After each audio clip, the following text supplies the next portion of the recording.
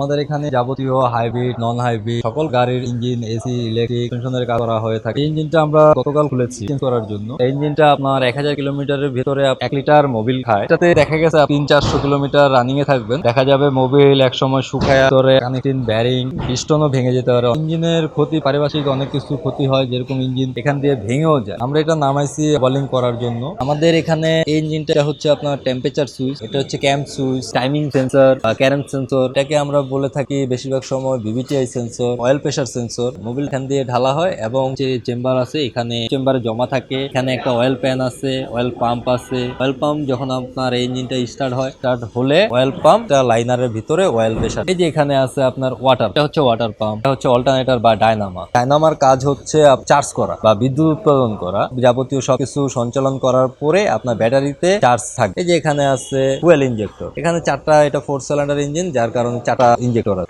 Firing অনুসারে তেল দেয়। এই যে এখানে আছে ইগনিশন কয়েল, 4টা কয়েল আছে। কয়েলের কাজ হচ্ছে ভিতরে স্পার্ক করা, স্পার্ক করা ফায়ারিং অনুসারে যে স্পার্ক থাকে ভিতরে, স্পার্ক করা এটা থেকে আপনার প্লাগে যায়। প্লাগ বার করলে আপনার ভিতরে একটা বার্নের সিস্টেম। এই যে এখানে আছে ইনটেক সাইড, একটা ম্যানিপুল বসে, ইনটেক ম্যানিপুল এখান থেকে বের হয়। এরপরে আছে আপনার এক্সজস্ট ম্যানিপুল, এখান থেকে হাওয়া বা অক্সিজেন বাতাসটা যায়, এটাই আবার এখান থেকে বের হয়ে ক্যাটালিটিক কনভার্টার হয়ে সাইলেন্সার দিয়ে বের হয়। এই যে ম্যানিপুলটা আছে, এখানে অনেকগুলো সেন্সর আছে, এটা সেন্সর আছে। এই সেন্সর গুলোর কাজ হচ্ছে, এটা হচ্ছে লো আরপিএম ধরে রাখে। এটা হচ্ছে টিপিএস সেন্সর। এখনকার গাড়িতে বেশিরভাগ এই সেন্সরটা প্যাডেলের সাথে আছে, কিন্তু এটাতে বাটারফ্লাইতে বা থ্রোটল বডিতেই দেওয়া হয়। এখান থেকে আপনার ইসিইউ কন্ট্রোল থাকে, সিগন্যাল পায়। এই যে স্লো রানিং সেন্সর, ভিতরে আপনার একটা প্রিমিয়াম আছে বা মোটরের মতন আছে, ওখান থেকেই এই সেন্সরটা কাজ করে। যখন আপনি ঠান্ডা অবস্থায় গাড়ি স্টার্ট করেন, এখান থেকে ওই লো আরপিএমটা ধরে রাখে হাই করে ইঞ্জিনটা। এই যে গিয়ার বক্স, এখানে আমরা এটার সাথে গিয়ার বক্সটাও